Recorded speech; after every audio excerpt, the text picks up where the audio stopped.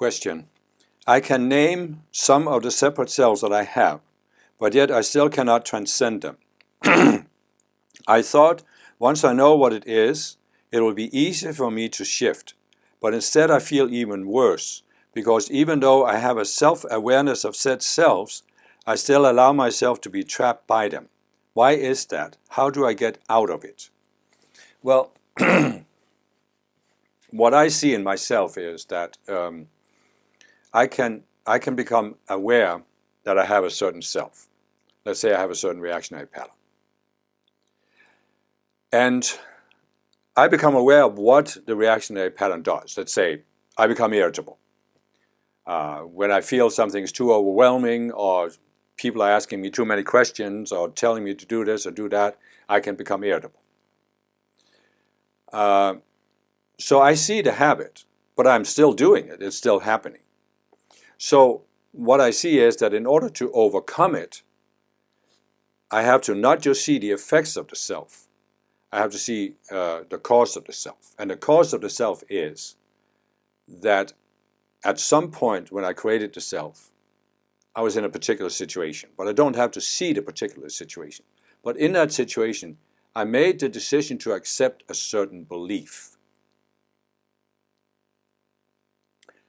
And that belief is based on an illusion. So what I basically have to come to is where I've looked at the outer effects, I try to look behind the outer effects and say, what's the belief I have that causes me to react this way? And then I have to work my way around it until I see the illusion. And when I see the illusion, then I can shift out of the self, because, as I've said before, you can't really see an illusion without seeing the higher reality, the higher understanding. And so it could be, I become irritated because I think people shouldn't constantly tell me what to do. People shouldn't constantly ask me questions. I should be able to have some time for myself where I'm just can be quiet and this and that. And do I really? Yeah, I need some time, but how much do I need? I mean, is it a never-ending fulfillment where I'm constantly going around feeling, oh, leave me alone, leave me alone, leave me alone, don't bother me? So, you see what I'm saying? You have to keep digging beyond the outer habit, beyond the effects of the self. You have to go to the cause, which is some kind of illusion that you came to accept, whatever it may be, for the individual self. And what I'm also saying is, it's individual for each one of us. We can all have a self that, for example, becomes angry or becomes irritated. But the illusion that you use to create that self might be different than the one I used.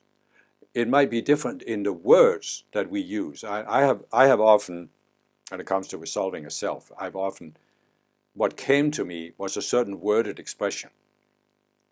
Like, for example, one of my big selves that I've talked about is, I had this obsessive compulsive need to do something here on earth, and I could see it, and I probably saw it for a year or two before I resolved it.